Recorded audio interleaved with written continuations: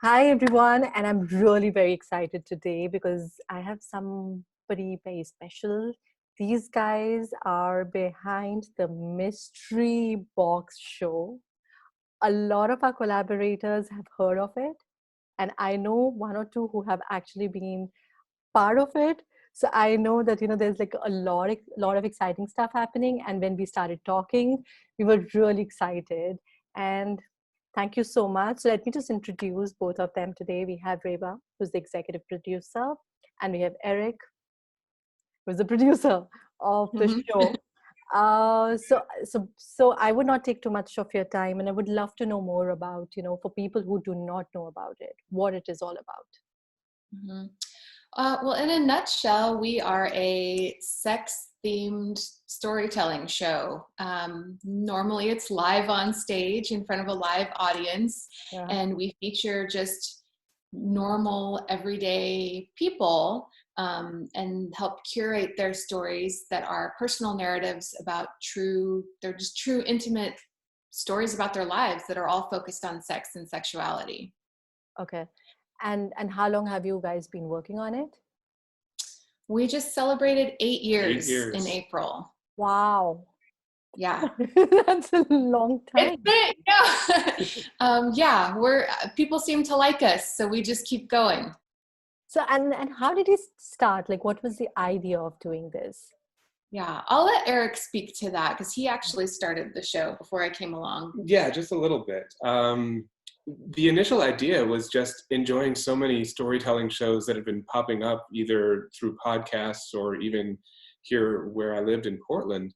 But I'd always been interested in sex and wanted to hear stories about sex, not necessarily erotic or pornographic, just personal stories. And I assumed that a show like that must already exist, but I couldn't find any listings in calendars or Yeah. local media. So I got together with some people, found a theater, and we put it on one night, and it went well. And the audience said, "When's the next one?" And we said, "Oh, I guess we have to do a next one." And then about 5 shows down the road, I met Reba, and Reba came in and said, "What you have here looks good. I think it could be better." And I said, "Thanks for the input. I'm doing fine." And then she said, "No, really, let me tell you." And then she turned it into what it really is, this sort of this beacon of community and empathy and finding a way for the stories to really connect with people on a broad level, no matter how extreme the stories are. So did you guys find it difficult to find participants initially? Because I think like, talking about sex and especially talking about yourself is such a private thing that most of the people want to be anonymous. I love that you brought that up. People usually don't think about that yet. In the beginning, it was difficult to find people who wanted to share. We had sold out audiences from the beginning because everyone wants to hear about sex, Yeah. but they don't want to share their own stories because it's so vulnerable. So in the beginning, yeah, definitely we had a more difficult time. But, since we've been around for 8 years, I'd say in the last 3 or 4 years, since our reputation we have a good reputation and people really enjoy working with us, and we're very careful and gentle with people's emotions and experiences, and hopefully we make them feel very cared for during the coaching process. That word just spreads that it's okay. You can trust these people to help you. You can trust us to help you get this story on stage. And a lot of people say that they find it very cathartic. The coaching process, we don't want them to get on stage and then have it be like a therapy session on stage. Yeah. Excuse me. But the process can feel that way. And it just feels good to share those experiences. And we've heard feedback that, having the audience respond in such a positive way encourages them Yeah. to, not have to be secretive about things that they do actually want to share, but didn't know that they could. I'll actually, like I'll just add another question to it because from past few months, we have been talking to a lot of people who are in sex tech and, sexuality related businesses. And what they all face is like initially finding people, So, if you can actually share a few tricks, or what did you do to reach where you have right now, I'm pretty sure it's going to help a lot of people. I mean, honestly, some of it is just a numbers game, just sending out messages to everybody saying, hey, we're taking stories, or reaching out to people personally saying, if you know anybody. Yeah. Eventually that gets the ball rolling, but a lot of it is just asking as much as possible until you find the people who are open to it and trusting. Yeah, well, I think like personality is huge. Not to say that anyone who works in the sex industry doesn't have a great personality, but I think really establishing trust right away. I mean, that I feel like that's really key. Not coming off as sometimes we've found that some people in the sex industry might put on a front, and I feel like that's maybe like a protective layer, just because we in the sex industry or adjacent to the sex industry do have a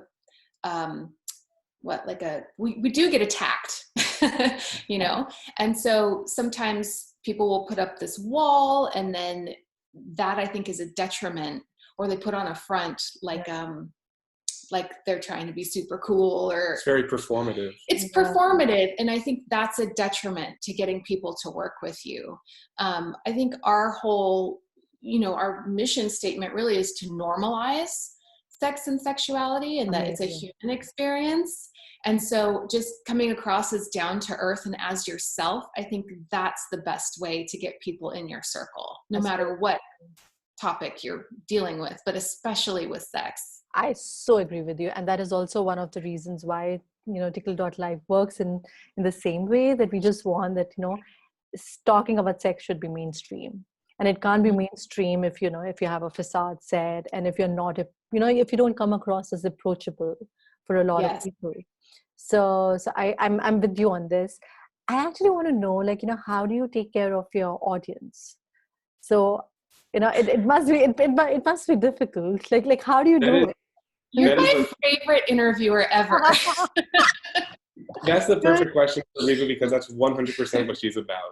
I'm sorry that I'm taking over this interview right now, but I always say that my number one job is audience care.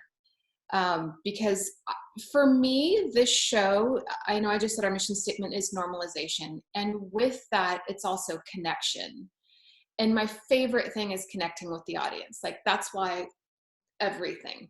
And so I want the audience to feel cared for, happy, all of the things. So, as far as like their emotional well-being, we always set up in the beginning a blanket trigger warning. We let people know that we can't possibly know what your triggers might be. And when it comes to sex, there are a lot of triggering things potentially, like we just have no idea. So we're not offended if you need to leave, for a minute, but please come back and join us. And so that's one way, like mentally we do that. But also during the curation of the stories, it's my job, like I take this on, to be hypersensitive and put myself in the shoes of an audience person. And I always think like, what if my mother were in the audience? Because I want my mom to be able to come to the show. I want your grandmother to be able to, not to stereotype, but I want anybody to be able to feel comfortable in our audience, because they feel like whatever's being said on stage, they can relate to. Yeah. And so one part of audience care is if people are, during a coaching session, just talking about BDSM in a way that's just like, yeah, everybody knows what I'm talking about. Or anything, we make sure, like, please add explanations for people who might not know what you're talking about. That's or slang. Go ahead. I was going to say, I think there's also another perspective that comes to the table when it comes to that. And I almost feel like I'm a benchmark for Reba's audience person, because I'm very, not only vanilla, but I'm also pretty bashful around sex. And I've been in a lot of sort of sexually charged spaces that make me feel uncomfortable. And so one of our goals, and I've seen Reba achieve amazing things with this, is having the stories, no matter, again, how either extreme or non-mainstream at the moment that they are, that someone like me doesn't feel uncomfortable hearing about them or even connecting with them. And I think we see a lot of times in coaching sessions, many people talk about their, especially kinky experiences, in a very hierarchical way, like there's a couple planes of existence, and being vanilla is here, and then Yeah. being kinky is here, and then being super kinky is up here, and hopefully we can all get here one day. And then that makes a person like me feel like, oh, well, I guess I'm very much at the bottom of the hill. Um, and when the conversation is normalized, that all evens out, and it turns out it's Yeah. not about the kinks at all. It's just about personal preference, and the connection comes through the emotions people feel in the sexual experience. Yeah, I mean that's the ultimate trick. Is, I mean, we always say the secret is that our show isn't about sex at all. It's about common human experiences and feelings. But we would never, well, Eric always says this, I would never go to a show that's all Yeah. about like feelings and your path and your journey. I would not go to that show. Yeah. But so people come to our show, it's not like a bait and switch. They're definitely still about sex, but a lot of people come to the show thinking, ooh, it's going to be like a fun, kinky bachelorette party type of night. And there are some elements of that, but they walk away going, oh, I feel like touched, Like it was so much like more emotionally. Yeah, yeah. Yeah. I can so relate to you guys, because I remember when, before Tickle.life even initiated, I used to make calls and I used to meet people.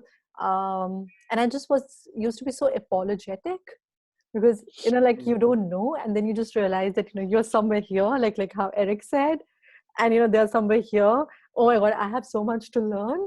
So you just you used to start, like I used to start my calls and my meetings with, I'm sorry if I offend you. I'm sorry if I do not know things. And then you just realize with time, you're not supposed to know everything. You can't Yeah. be every person. So this is actually great. I have another question. Like when we were talking about audience, when you're talking about participants, now because everything has changed, from past 1.5 months. So how are you handling it? How are you handling, like, because that you have another show coming on 16th May. So how is Mhm. it going to work? And still, like, the ethos with which you have created something, how do you see it spanning out? Mhm. Yeah, I mean, I think like a lot of performing professionals felt, like you said, over the past 2 months, as restrictions started getting smaller and smaller and social distancing started getting wider and wider, uh, all of us in this field were wondering, how are we going to do what we do? So a lot of people have turned to live streaming, Yeah. and we had a show coming up at the time on April 18th that was going to be in a theater, and we're used to having 400 people there, and then it turned out we were only going to have 250 people there allowed, and then it went down to 10, and we were just like, well, we can't do it in theater. Yeah. So we dug into learning about live streaming, and we had some cameras and lights around the house, some audio equipment, and And we had to figure out how to we live chose to do it via YouTube because we have a rather large following on YouTube. And it was actually a really amazing opportunity because our global audience on YouTube has never seen a show live before. So it was actually a really cool opportunity. Yeah. And it was our largest audience, so to speak, that we've ever had, Yeah. for the show. but you wanted to say something about it being free, not having to pay. Yeah, and we, initially, to be very honest with you, I freaked out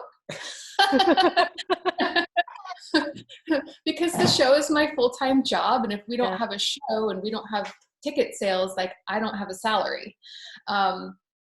And so, we went back and forth about like, well, like why are we doing this? Can we survive a little while without a salary?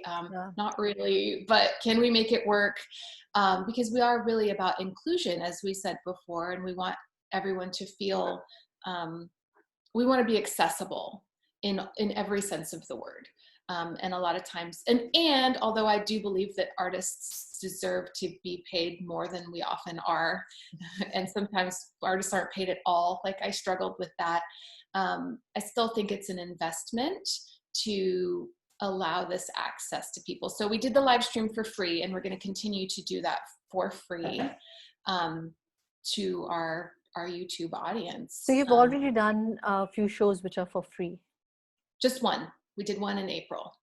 Okay, so the April 18th one was for free. Yes. Correct. Mm-hmm. And that's on our YouTube channel. We even put the replay up for free on the YouTube channel. So people can go watch that now for free on our YouTube channel. So will a lot of people expect to see all the, like future episodes till the time the situation changes for free, or do you have something in plan? Yeah, so good question. So we did the April one, and we decided, usually we do a stage show every other month, but the April show went so well and we had such positive feedback and we had such a big audience. There is an option to donate. People freely donated, which that's nice. Was fantastic. Super flattering. That we thought, well, this was really fun. What if we did one every month? So we doubled the amount of shows. That's why we're doing it in May. And I think we're going to continue to do that. People really appreciated that it wasn't behind a paywall, because we understand so many people have lost their jobs right now or have reduced hours. And so not only are folks financially strapped, but quarantine is hard. And, some people I know are struggling emotionally, mentally, mental health. And so just not to say that like watching a sex show is going to make you happy, but it's something, That's true. That's true. And as far as doing the show free, like Reba said, in addition to the donations, we also have our Patreon, which we can let people know about through the show. And those are people, again, who voluntarily say, I can afford so much a month to keep this thing going, that I value this show, I value the stories and what they bring to people. And if people can't afford that, they can watch the stories for free, and that means just as much to us. Honestly, it seems counterintuitive, but I think like being separated from people is really creating a larger sense of community. Yeah, that's true. That's true. Yeah. Yeah. I've never felt closer to the world now. Like that I was supposed to be in US right now. And I'm like, oh my God, what's going to happen? I'm not going to meet people. But on the contrary, I'm getting to meet so many people. I think there is something to this time where I don't know that there's ever been another time when the entire globe was experiencing the same thing all at once. Even major tragedies, like if you want to talk about, Australian brush fires, or even thinking back to September 11th when the tragedy hit New York City, the globe felt that in a certain way, but it's a very localized thing. In the same way, when it's raining where you are, it doesn't mean it's raining everywhere. Well, right now it's raining everywhere. So we all have a sense of what every single other person on the earth is going through in this moment. And I think that's super connective in a way that at least I've never experienced in my life. It feels so amazing when you're talking to people from different parts of the world, and the first question which you end up asking each other is, how are you? And you honestly mean, how are you? You really mean it. You really want to know the answer. Yeah, because now it's not like, hey, hi, how are you? Like, how are you? So okay. I know that, it's fun that what we are talking about, but there must have been really difficult, challenging times as well, while running Mystery Box Show. So do you is it possible to share any of those? I can think of a few. I'm like, what kind of things are we sharing here? Well, I can say that in my memory, there have been a story or two that have been on our stage that might have crossed a boundary of what might be considered offensive or not. And a lot of that, I would say, is, I don't want to throw any of our storytellers under the bus. I mean, once a person gets on stage, they're free to say whatever they want. We hope they're going to say what we planned on. But what I'm talking about is more things that we've been learning through working with our storytellers. I'll just say for myself, I'm a straight, cisgendered, white, vanilla male, heterosexual, monogamous. So that leaves a lot of territory that I'm not familiar with. And so when stories come in that are outside of my sphere, I might be fascinated by them. And then Reba and I coach them and think like, that's great, that's awesome, new things to hear about. And then let's say a trans man might come up to us and say, hey, that story, they use some words that our community isn't very comfortable with.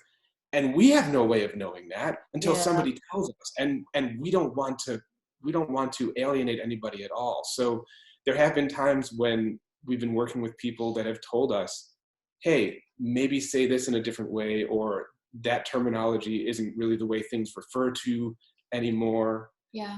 I think one thing though, like to help with that, we do have a rehearsal. A lot of storytelling shows don't have rehearsals, but we think it's really important to have a rehearsal so that all the storytellers can meet each other and so that they can hear each other's stories. So we have like extra ears, and we have a production assistant as well who comes to the rehearsals. So then we bring in those people and we specifically say, please let us know your feedback, so to help with that. Yeah. Other things we've come across, this hasn't happened in a long time, knock on wood, but people would chicken out like days before the show and just be like, I'm not going to tell my story. Yeah. So we've had to find replacements on like 2 days notice and hurry up and coach a story real quick, or you have been a replacement yourself, or I just replaced the storyteller, or I tell a story at every show anyway. That is a challenge, I'll tell you that, because I don't have so many sex stories. I think you're telling a new one on May. I am telling a new one. Brand new one. Yeah, other challenges. Gosh, ticket sales, Portland is a very saturated performance community, which is awesome. But it also means there's competition for ticket sales, where are you going to put your money? Yeah. So that's always been a challenge. I'd say the financial, but the other challenge we have, no, I just could keep going. We rely a lot on sponsorships for in-kind donations, as well as financial sponsorships from businesses. And a lot of folks will be like, we love your show so much, but I can't advertise this on my social media because you're not family friendly. Yeah. Like we come across that a lot. Yeah, I think I can start relating to it. Like a lot of my friends or investors, oh, we love what you're doing. Oh my God, you know what? I spend so many hours reading, articles, but we can't invest because this is not. If somebody found out. Yeah, absolutely. How has it changed you as, as individuals, being a part of something huge, being a part of people's stories and people's journey? I mean, for me, we always talk about the show building empathy among our audience, but I feel like it's built empathy in me.